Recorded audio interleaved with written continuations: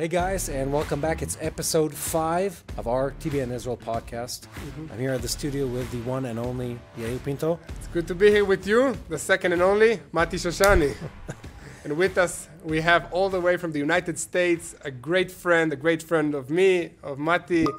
And he should have been here sitting next to us in the studio, but the flights decided to cancel his plane ticket. So that's super sad, but you'll be here with us soon enough. Erick Stakelbeck. Okay, he's the host of Stakelbeck Tonight on TBN, Monday to Friday, and he's been reporting the news about what's going on in Israel, sharing the truth from this land to the United States, to everybody who speaks English for more than 10 years. So it's great to have you, Erick Stakelbeck, with us tonight.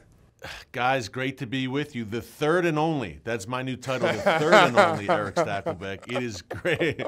It is great to be with you guys. Hey, we should be in person, but we were saying before we started here, God's timing, I will be back in the land. And guys, it's interesting. I've been to Israel so many times, and it's my second home. Jerusalem is my second home. And I don't want to say take it for granted sometimes, but every few months I go to Israel. And now, since October 7th, it's gotten a little trickier with flights. So needless to say, I appreciate being in the land now more than ever before, and I will be back very soon. So today we're talking about something light and lighthearted. Yeah, anti-Semitism, it's always raising up back again. Yeah, always fun and a pleasant conversation. We're talking about anti-Semitism. This is a topic that I always used to believe would be something we talked about in past tense and in history books, and somehow it keeps coming up again and again. And it seems like the October 7th events were a trigger for all the hateful people, for all the anti-Semitics, for everyone who's been sort of harboring that sentiment in their heart for years, to finally have the excuse to come out and openly say that they hate and call for the destruction of the Jewish people and the Israeli people. And we've seen that around the world in an unprecedented way in recent months, across campuses in the US, across streets in Europe. I mean, just this wave of hatred and vile behavior towards the Jewish people and Israelis in general. And it seems like whoever is supporting this wave of hatred is becoming more and more popular. Like, these are the cool kids in the campus universities, and doesn't make any sense. But I think that we want to dive really deeper into these topics. And we have with us Erick Stakelbeck from the United States to share the agenda of what is happening on the ground. So Erick, maybe you can share a little bit from your perspective what is happening in the university campuses. Yeah, Yair, it is absolutely stunning. That's an understatement, really. I believe right now we are in a 1930s Germany type atmosphere. I don't exaggerate. What we're seeing, not only in Europe, of course, but right here in the United States, which, look, historically has been a safe haven of sorts for the Jewish people. Other than the land of Israel, the United States has been a great place for the Jewish people. I believe that's one reason this nation, where I'm sitting right now, has been blessed so greatly.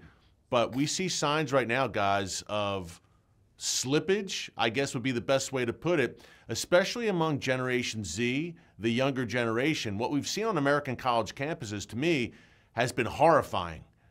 And this is open, Mati, you referenced this, these are open displays of genocidal anti-Semitism. I would say the mask is off, but they're all wearing masks and Palestinian keffiyehs, so half the time you can't even see their faces. And these are, look, these are not pro-Palestinian rallies, guys. These are pro-Hamas rallies. And what's really striking to me is they're clearly well coordinated. Nationwide, this is coast to coast. Hey, America's a very big country. These mobs are gathering from coast to coast, not only on college campuses, but in major American cities, New York, Philadelphia, Chicago, LA. Clearly, they are well coordinated. They know exactly what they're doing. And the end game here is not just look, they're very clear. They're not just talking about the elimination of the world's one and only Jewish state. They're talking about the elimination of the Jewish people writ large. And to me, the way this has come out into the open, guys, in such a stunning, forceful way, has been the big takeaway here. It's out in the open now, and anti-Semitism is the one thing right now here in the United States and around the world that can unite the radical left, radical Islam, and the radical neo-Nazi elements of the right. Yeah, that doesn't make any sense. Every time I hear about it, it like blows my mind.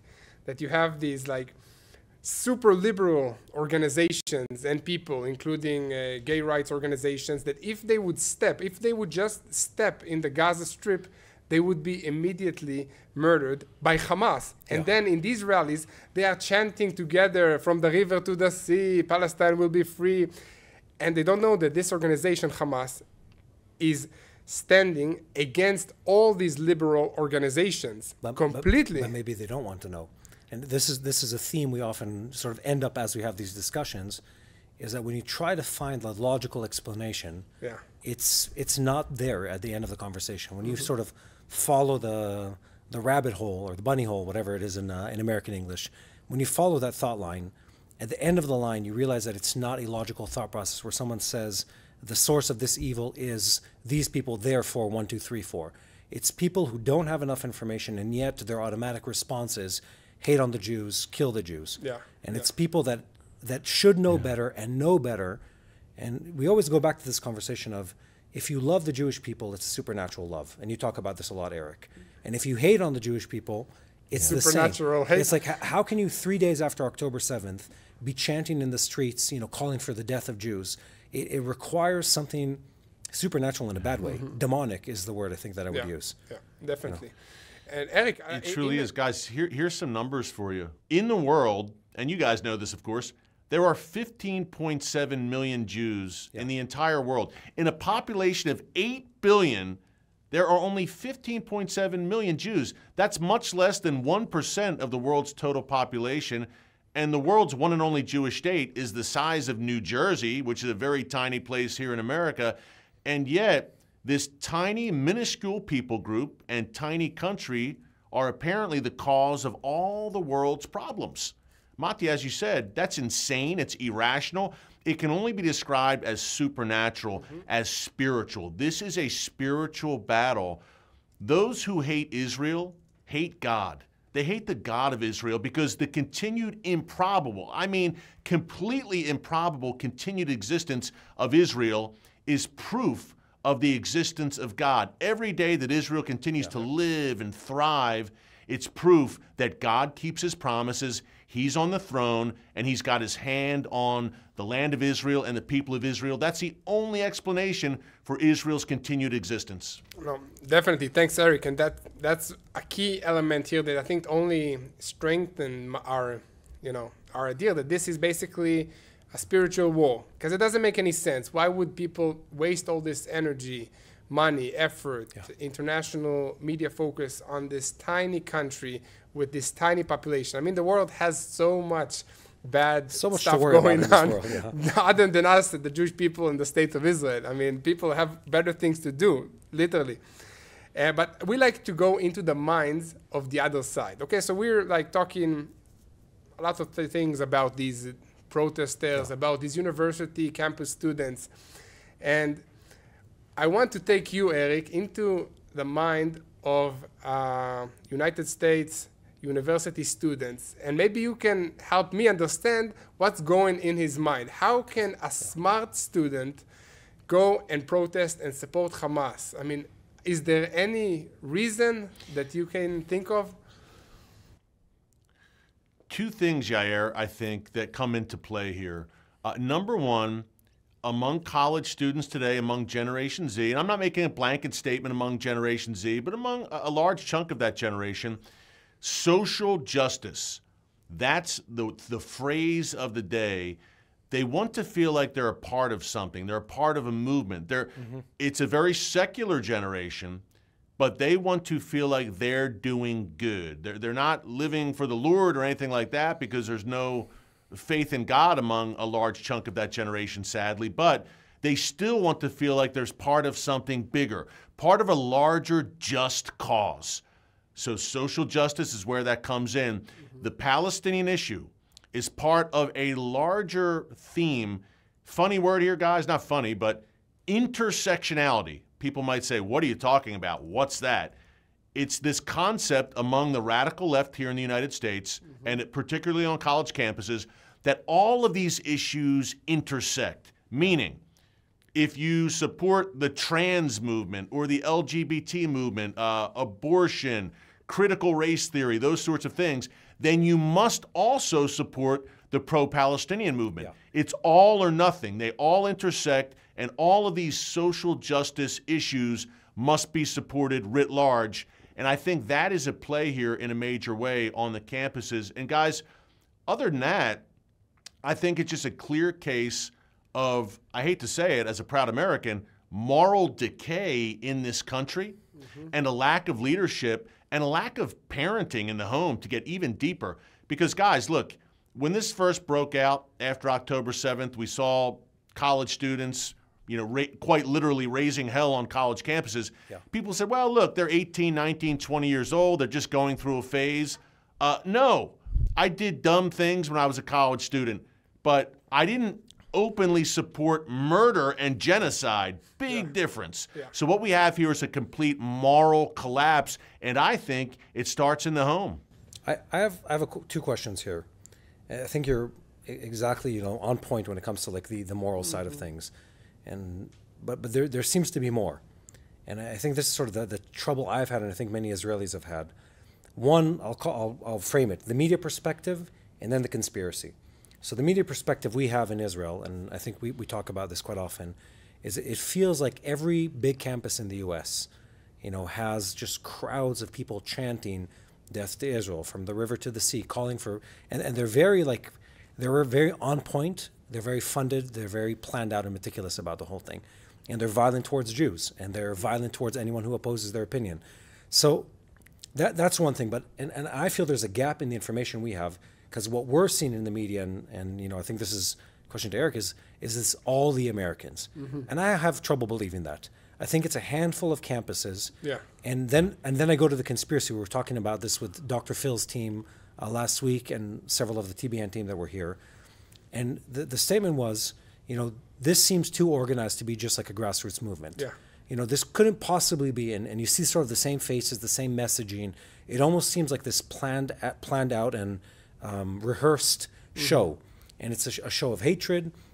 It's a show with the costumes, with the equipment that goes with it, and you look at it like, is this really what we're seeing truly representative of a large population in the U.S.? That's the first question. And the second one is, if it isn't, and this is organized, who's behind this? Who is promoting, you know, this agenda, and why are they promoting the agenda? Which is where I really have a problem. It's like, because this is calling for the death of myself, my family, your family. Like, why are they promoting this agenda if this is indeed an organized effort? What's the gain? Yeah, like what do they stand to gain from it? Yeah. Mati, great questions. I'm so glad you asked. To the first part, is this a representation of the American people in a broader sense? Thankfully, no. Guys, consider these numbers. Yeah. Harvard University, which is it's one of the places where the protests have been taking place, not a bastion of pro-Israel support, needless to say. Harvard just released a poll just last week that found that 80% of Americans support Israel's war to defeat Hamas terrorists in Gaza. Not only that, 72% of Americans support an Israeli operation in Rafah. You don't see so that. I think, and those are stunning in a good way. Exactly. And this is a Harvard University poll, guys. This isn't exactly Fox News releasing the poll, needless to say. So I think let's be encouraged by that. I think what you're seeing right now on college campuses, and Mati, you said it, this is a minority, no doubt, a small minority who are very loud and very vocal and very in your face and very chaotic, so it captures headlines. It's a major problem, no doubt. But in America, we have this concept of the silent majority. The average American who's kind of sitting back and watching this all unfold, they're not saying anything. Maybe they feel like they don't have a voice, but they don't like what they're seeing, and they don't like it at all. And many times here in the United States, they will make their voices heard at the ballot box when it comes time for elections. Guys, remember, November 2024 here in the United States, about 6 months from now, very consequential presidential election, needless to say. So we'll see what impact these protests, these mobs have on that. To the second part of your question, when it comes to funding for these mobs, this is what people have been asking a lot over the past few weeks. Wait a minute. This is all well coordinated. It seems synchronized, the messaging on every campus, whether it's elite Ivy League institutions or smaller colleges from coast to coast. Who's behind it? And the one answer is not surprising. Various foundations linked to George Soros, who is a guy, look, who's a mega donor to left-wing causes. Yeah, I mean, a billionaire many times over, mega donor to various left-wing causes. But Eric, that's what's weird to He us. happens to be Jewish. It always sounds like this. The name is thrown out so often, it becomes trite. It's like, Yes. oh, yeah, I've heard this before, and for once, it seems like there must be something to it. I mean, there probably is in other cases too. I just don't follow it close enough. Yeah. It seems like there must be something to it because it's so organized. It's so planned out, Yeah. He's got this open society foundation where a lot, and I think sometimes the donors who donate to Soros, maybe they're indirectly helping to fund these protests. Maybe that wasn't their intention when they made donations to Soros's various foundations, but it seems that some of that money clearly is going towards these protests to prop them up. And I mentioned George Soros is a Jewish man. Many times people have said, well, if you criticize George Soros, it's anti-Semitism. That's nonsense. I mean, people are critical of him because he actually despises Israel, by the way. So people are critical of him because he has a sinister agenda. I know it all sounds, he's the boogeyman conspiratorial, but it truly is sinister. And why would he do this, Mati? You asked, why would he and these various well-endowed radical left-wing donors, why would they fund this? Because I think at the end of the day, their end game is the end of Judeo-Christian Western civilization. And that's not an exaggeration. It's a big answer. And it's interesting to me. Very heavy. Yeah. It is. Yeah. And they have benefited more than anyone from our freedoms here in the West, and they built small fortunes, even large fortunes in some cases. But the whole Judeo-Christian Western ethos, which is founded on Judeo-Christian biblical traditional family principles, which, by the way, which originate from where you guys are sitting right now, Jerusalem, they hate that because at the end of the day, and we referenced this a few minutes ago, these are people who despise God. Yeah. And at the end of the day, a traditional family unit based on biblical values, that's just something they can't stomach. They want to smash it. And one way to do that is to sow discord and to sow chaos along racial, gender, class lines, now along Israel-Palestinian, that clash. So creating chaos and sowing chaos is one way to divide and conquer, divide the country. And that's the end game. Divide Western civilization, and they're doing a pretty good job of it, I'm sad to say. No, it's really sad to say. And from an Israeli point of view, okay, Israel and the United States has always been having, and especially I think now during this war, a kind of a love and hate relationship. Like on the one hand, they are supporting us and standing with Israel against this evil Hamas and with official statements from the president and other officials. And then on the other hand, they say, hold out, don't go into Rafah, don't complete the mission. We're not sending you these sort of weapons. We can send you others, but not these specific weapons because we don't want you to harm the civilians. So what's going on here? Is the United States-Israel relationship affected by all these protests that are going on? Is the president affected by it because he's thinking of the elections? What's the real game here behind the scenes? This has always existed. And Eric, I'm saying this from an Israeli perspective. Yeah. We always see the tension in the American government policy. And it's usually between their desire to have whatever the specific foreign policy is, maintaining power, the projection of power, keeping the peace, promoting safe trade, et cetera, supporting its allies and the access of its allies. And the U.S. has done that incredibly in this war. I think where the tension is, I'm sure Eric's going to have something to say about that last line. Where I think things are interesting is how deep the tension runs now. Like I'm looking at President Biden. We love getting in the head of people. How much he has to fight against his base to support Israel. Yeah. Like he is actively taking fire for the most basic support that he's funding the Israeli government and the Israeli army with. And within his own government, within his own party, You have people that are calling for the exact opposite of his foreign policy. They're calling, to defund everything Israel related, to stop any kind of military aid, to cease anything that is supportive, even marginally, of the Israeli society, and is actively backing, these anti-Zionist, anti-Israeli movements. And at the same time, this is my perspective, Eric. You can't, but I look at President Biden. He's said some things publicly that are so strongly supportive of Israel, where you can tell the emotion runs deep, where you can tell the care runs deep. I wouldn't say there's love lost between him and Netanyahu, but that's, I think, outside of the point. It's on the personal level of how much the government has given us, but the tension seems to be just way beyond what it usually is. Usually it's, it's like, there's 10%, 30%. Yeah. Now it's just like, it's 150% difference between one guy and the other. It's a very bizarre situation. It is. I think there's a few things at play here, guys. And Yair, you mentioned it. Again, look, the election in November 2024, these pro-Hamas mobs, and look, these young people, they're very vocal. Joe Biden actually wants that vote. These are people who are a growing segment of his far-left base. The Democrat Party is not the Democrat Party of, say, JFK or Truman or FDR today. It's a much different Democrat Party. Yeah. And there is a strong and growing radical left faction that is hostile to Israel. Joe Biden wants to shore, and they're mostly younger, Joe Biden wants to shore up that radical left-wing base. Yeah. So he's trying to straddle two sides. He's trying to seem supportive of Israel on one hand, and on the other hand, he's trying to appease that radical left-wing flank to make sure he has them on his side in November come election time. Is that possible, Eric? You can't serve two masters. I was going to say, is that even possible?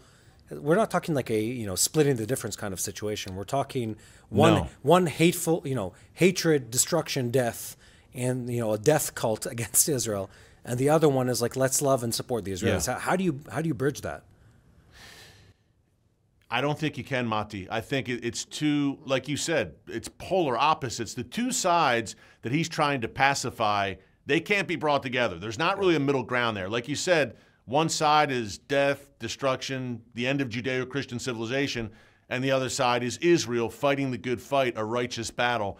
He's been trying to thread the needle between both, and I think we're seeing over the past few weeks, it's just not going to work. Yeah. So he's gone in the other direction. He's going left, Joe Biden. And look, I think what he announced last week was a betrayal of Israel to publicly announce we're going to halt a weapons shipment if Israel goes into Rafah. Hey, the world is watching. The Iranian regime is taking notes. Hezbollah is taking notes. To announce that publicly, and that's been one of my big issues with this administration, all the dirty laundry and all the disputes with Israel are very public, and the Biden administration makes them public and leaks all these things publicly. There can be disagreements between friends. That should be settled behind closed doors, especially when the stakes are so high. America and Israel are facing shared enemies right now. It's an existential threat that both nations are facing. So this is a lack of wisdom, in my view, and the Rafah announcement to preemptively tie Israel's hands, the shared enemies. Doing that not only weakens Israel, it weakens America. Yeah. And the shared enemies of our two nations are watching. He threw Israel under the bus in a very public way in front of the entire world. And to me, that was such a rupture in the relationship. We haven't seen anything like that previously. He can still, behind the scenes, the Biden administration can still supply Israel with weapons, and they will, I'm sure, going forward. But in the Middle East, as you guys know very well, in many cases, optics are everything. There's what's happening on the ground, but then there's the perception. Yeah. And the perception right now is that there is daylight between Israel and America at the most perilous time for the Jewish state since 1948. So he couldn't have picked a worse time to announce this. By the way, during Passover or after Passover and on the eve of Independence Day and Memorial Day, he chooses then to throw Israel under the bus. Last thing I'll say, guys, they say that weak men create hard times. I love that line. And I think in the United States right now, we're seeing that play out before our very eyes. I think there's weakness in the White House.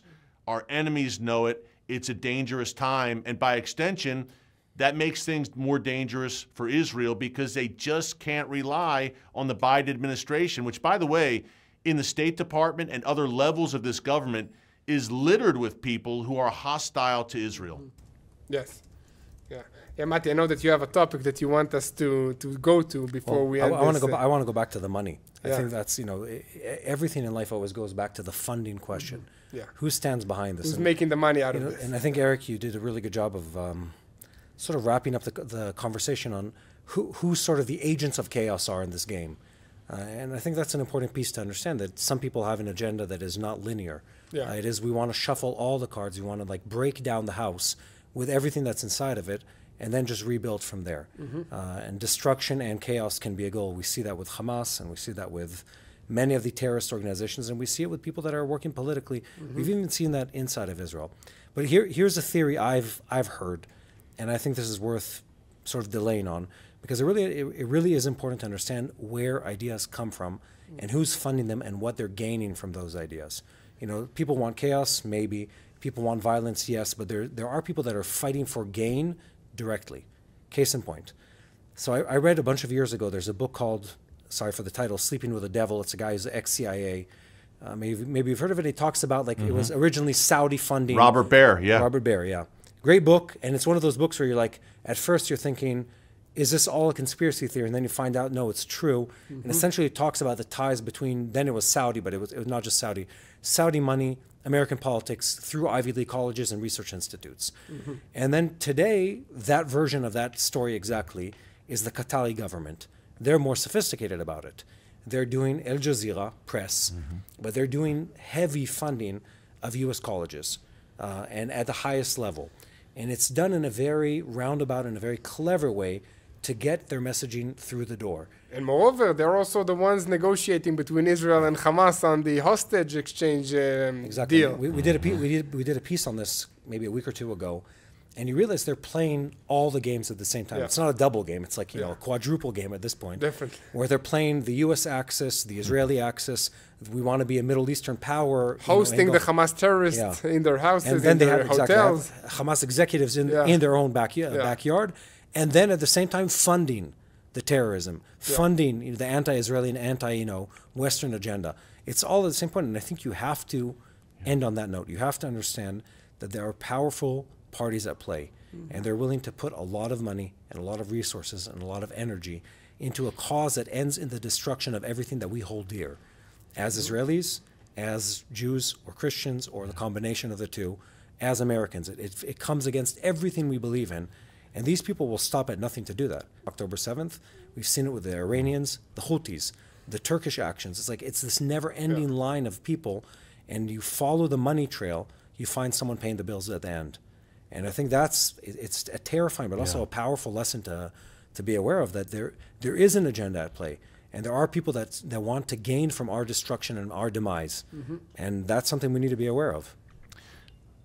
Yeah, definitely. Matti, very, very key point. And Qatar, as you said, Qatar, look, pouring billions of dollars into American universities. And Matti, where does that money go at the universities? Here's where it goes. It goes to the Middle East studies departments at these universities. And it goes to hiring certain professors at these universities. What it does is it affects the agenda and the curriculums, what's being taught in the Middle East studies departments at these universities. So these departments are turning out rabidly anti-Israel, pro-Palestinian students in large numbers. That can all be tied back to that Qatari funding in many ways. Again, billions of dollars, $20 million endowments at elite universities in the United States funded by Qatar. And look, these universities, it's a quid pro quo. Qatar is not just doing this out of the goodness of their hearts. No, they have an agenda, they have a message, an ideology that they want spread throughout these U.S. universities. This is, look, molding the thought processes and the worldviews of future leaders. These are elite universities, so Qatari funding is having an effect in the classroom, and I think we're seeing the effects of that on college campuses right now. And by the way, what is that Qatari ideology? It's Muslim Brotherhood. 100%. Look, this is a Muslim Brotherhood-friendly regime. It's Hamas, by the way, is the Muslim Brotherhood. It's the Palestinian branch of the Muslim Brotherhood. Mati, as you said, Hamas leaders are honored guests in Qatar. They have been for years. Al Jazeera is based out of Qatar, which Israel rightly just banned. Yeah. And Youssef al-Qaradawi, there's a name for you, the spiritual leader of the Muslim Brotherhood. For many years, he was based in Qatar. So this is a very problematic regime, and I'm being kind to say problematic. It's worse than that. It's, in some ways, a state sponsor of terrorism in its support open of Hamas. Mm-hmm. Yeah, and what I keep seeing is that all these terror entities and all these countries that support terrorism are playing the long game. I was just thinking the same thing. Now we're speaking too much time. We're spending so much time. We're so weak as Westerners in thinking that way, and they just think 15, 20 years forward. Yeah, exactly. We're thinking maybe 1 year, 2 year, until the next election. In Israel, even less than that, because we never last 4 years, months. Maybe a year and a half. And they're playing a long game. They are nominating the students, giving them scholarship, that they will be the next professors of these universities that will rule the curriculum and will shape the minds of the next leadership. I mean, it's very hard to battle this sort of planning and strategic that Qatar and other countries are thinking ahead. I think that they are way ahead of us in terms of the Western society and our ability to battle these ideologies and methods. But Erick, we don't have a lot of time. I wish we had like 2 hours more. But I want to ask you some practical questions. Yeah. What should the United States do in order to battle these ideologies that are entering and taking over the elite American universities? Well, I think number one, Qatar should be put on notice. This is a long time coming by the United States. Look, if you don't eject Hamas leaders, number one, if radical anti-Semitic ideology and messaging continues to come out of Al Jazeera, you're going to face consequences for that. Is it a decrease in Qatari-U.S. ties? Is it sanctions? I think there needs to be a much tougher line against Qatar. And look, we live in a capitalist, free society, obviously, but man, I think pressure needs to be put on these college administrations over where they're taking money from. Because Qatar is increasingly adversarial to the West, and China also has poured a lot of money into U.S. universities, and China, the communist regime there, is an open adversary of the United States. So I think there needs to be more accountability there, and look, the U.S. government could help to push these universities. And look, their funding, guys, another solution, federal funding for these colleges, for these universities, can also be cut. Yeah. Say Columbia University in New York City, which has been the epicenter of this anti-Semitic madness.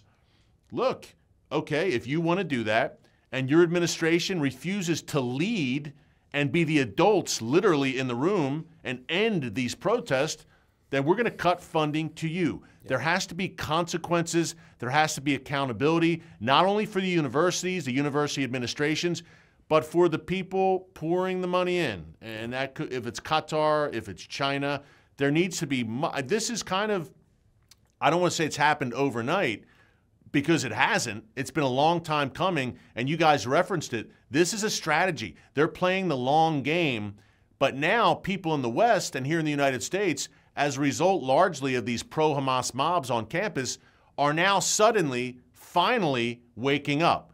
Well, it's a little late in the game now, better late than never, but man, we need to be much more aware here in the West of what's happening right under our noses. And guys, especially because these are our kids. Yeah. These are generations of young people being brainwashed and misled by very sinister people at these universities. Mm-hmm. Yeah, I think there's another element here. What you're saying is exactly true. Transparency always works. And I think what's positive and what gives me hope is that on the money side, democracies know how to deal with terrorist organizations. That's one of the few areas where we actually know how to work with them, kick them out of the SWIFT system, sanction them, ban them, open the back door as far as like the financial transparency goes, and really track the money. The U.S., from what I've seen, has done a very good job of that in recent years with China. Chinese influence, Chinese technological espionage, a lot of the effect, and it's time for that to happen in other countries. But, and there's a big but coming, it's not enough to just know where the money is coming. I think people also need to have a deep understanding of why these things are happening. And I'd say one of the enablers of these anti-Semitic, hateful messaging sort of getting embedded within student populations is the fact that we have a generation of people that have a short bandwidth, and they don't take the time to like research things properly. They don't take the time to read about it. They allow a tweet or a Instagram short or a YouTube video to dictate their worldview about an entire region in the world. And the antidote to that is obviously, one, being spiritually sound as an individual. So you need to be first having even kilter as far as how you look at the world, having a moral compass internally. What's good and what's bad. Yeah, and that comes from living a life of, as you say, Eric, Judeo-Christian values, of understanding that there is fundamentally good and bad in the world. And then on top of that, have a natural curiosity and a natural bandwidth or time that's given to research on a topic. And you look at like how the Palestinian narrative has been successful in campuses, and how all these other countries have been able to sort of hijack people that had good intentions initially. They're able to hijack them by using the fact that they're willing to just accept a small bit of information. So if people are watching this at home, I think that's one of the big takeaways. The takeaway is you have to go deep. You have to know more than the headline. You have to know more than a 10-minute YouTube video or an 8-minute YouTube video or one lecture in the university. And then you couple that with true faith and values, with the Word of God, with an understanding of how this world operates.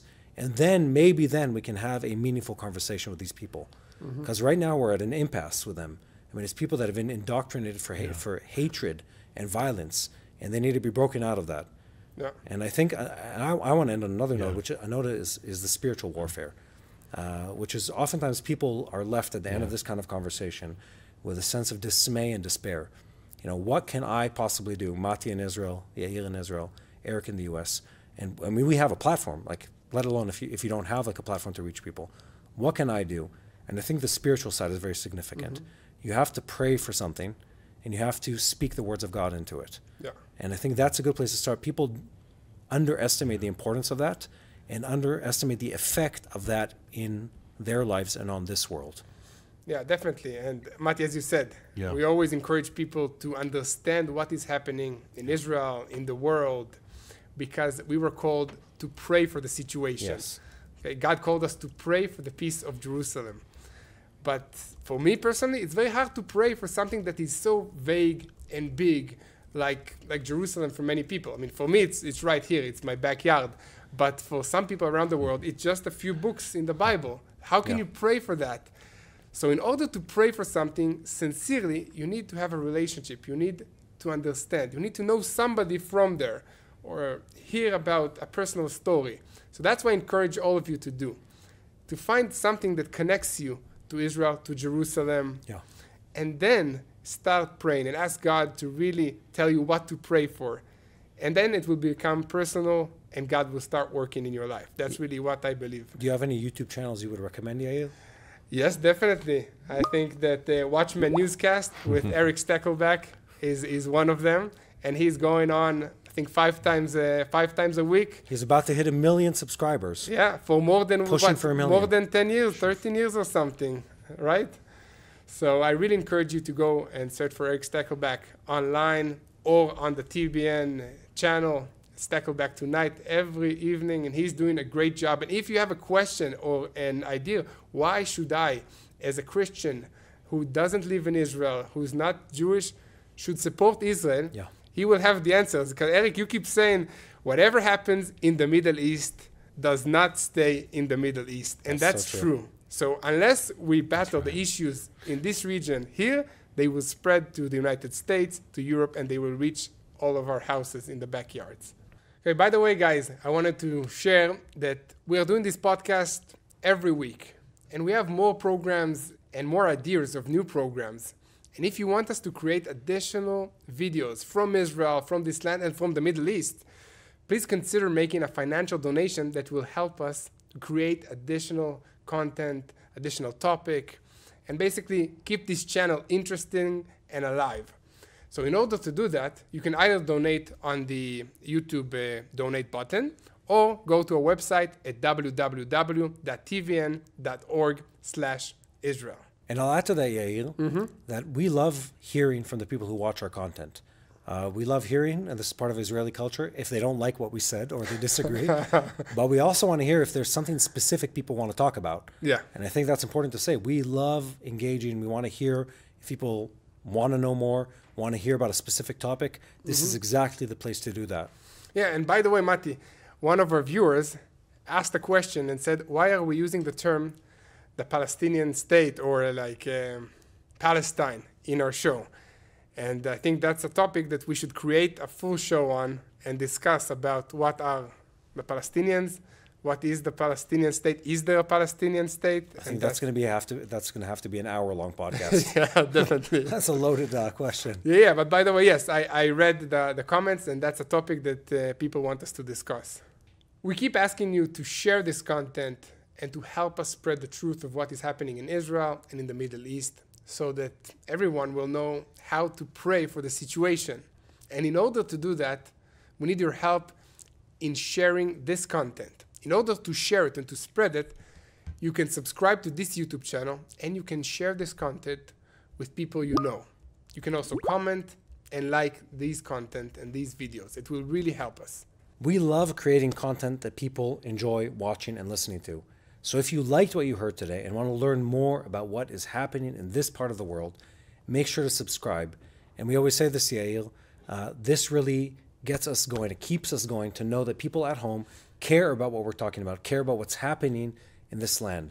So make sure you share this content. Make sure you subscribe on every platform you watch it. And just send it to one more person, because it means a lot. There's a battle for media, and there's a battle over information in this world. And we need the truth to come out from this land to the rest of the world. So, Mati, Erick, thanks so much. Yair, thank you so much. Erick, I want to finish on a high note. You half quoted a saying earlier, and you said it's soft men bring hard times, but the full saying is that soft men bring hard times, but hard times bring strong men, or virtuous men, I think is the right way to say it. And virtuous men bring the good times. And I look at everything that's happened in the last 7 months, to myself personally, to us as a nation, to the world that's been sort of like, in upheaval about all these events. And you can look at it as a negative thing, and you can see in the bad, in the uncertainty, in the hardship, an opportunity for clarity and an opportunity for change. I think that's a very powerful thing to remain with, to hold on to, for us personally, and I think for people in general. Find certainty in God's faithfulness, find certainty in the fact that hardship can bring growth and change, and hold on to that. Yeah. Erick, do you have maybe a closing sentence to our viewers about this topic? Yeah. I want to second what Mati just said, Yair. Israel is my example there. I was in Israel in February with you guys, and I noticed we talk about hard times creating strong people of courage and conviction and unified. Man, what I see in Israel right now, what I saw among the younger people, hey, I kind of hit Generation Z here in America earlier when we were talking. They're educated by TikTok University, it seems.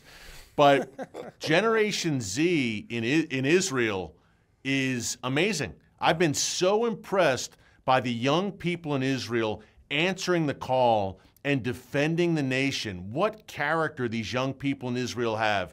So that to me is so encouraging that Israel's next generation is stepping up to the plate like that. And Mati, you said it. I mean, these hard times, and this may be the most perilous time in Israel's modern history, this very difficult, unprecedented time is really producing young men and women of valor and character. So that's very encouraging to me to see. And a last word of encouragement. Look, we referenced this earlier, but for Israel to not only survive, but continue to thrive, to persevere. Hey, poll after poll shows that despite all the chaos, Israelis are still among the happiest people in the world. How does that even happen? Only God. Yeah. So just to remind people, because the food's good, that's the real answer. But only God, and hey, God is on the throne. God is in control. You know, somebody here in the U.S. says, someone that I'd like to watch, that things aren't falling apart. They're actually falling into place. And I think we're witnessing the prophetic chess pieces moving on the board now, and Israel, Jerusalem is at the center of it. So fasten your seatbelts. I believe the most glorious days for Israel and the Jewish people still lie ahead. And for the church, it's not going to be easy. Jesus never said it would be, but it's going to be good. We have to be shoulder to shoulder together, Jews, Christians, together in this fight, because we face shared enemies, but God has an incredible plan for his church and for his land, the land of Israel. Love that. Yeah, definitely. So thank you so much, Erick, for being with us. And you'll come again for sure, don't worry. And we have a seat right here next to me with us. And Can't thanks, wait. Mati, Thank so you, much. Yair.